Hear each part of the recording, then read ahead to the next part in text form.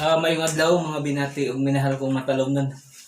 Welcome to my channel. Welcome to Eco TV News, ang channel sa kalambuan sa lungsod sa Mata. Eco Live diri sa Municipality of Matalom. Di kalidad nga serbisyo ang mahatag ko kaninyo matalomnon. Okay guys, ako naghahangyo sa tanang negosyante nga ganahan magnegosyo diri sa lungsod sa Matalom.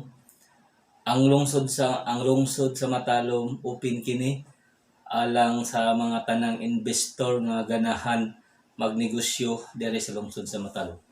Kay ang lungsod sa Matalom kinahanglan jud og mga investor or mga negosyante nga mo put up og business pareho nga ng mga isda kay mga utanon, mga groceries, mga bugas, kay mas daghan ang mas nindot mong guys o daghang establishment nga mahimo sa usa ka lungsod aron ang katawhan sa lungsod sa Matalom di na moadto sa ubang lugar, diri na sa tong lungsod nga imbis mulakaw pa sila sa ubang lugar, dinhi na sila mo mukuan niya. Punpuhon guys, doon na po tayo tabo basin ma-realize ni niya o buligan sa Ginoo guys. Matuma ng atong kwan ang pangandoy nato nga mahimuan og tabo ang lungsod sa Matalom.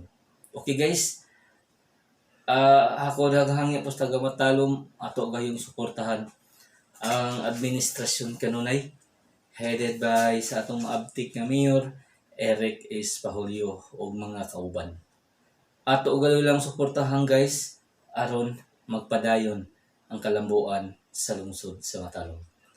Ako magaingon nga ang panaghugpong sa taga Matalom mao'y susi sa kalambuan sa atong lungsod. Maninting mo guys. Magtinabangay ta kanuna guys para magpadayon ang kalambuan sa atong lungsod.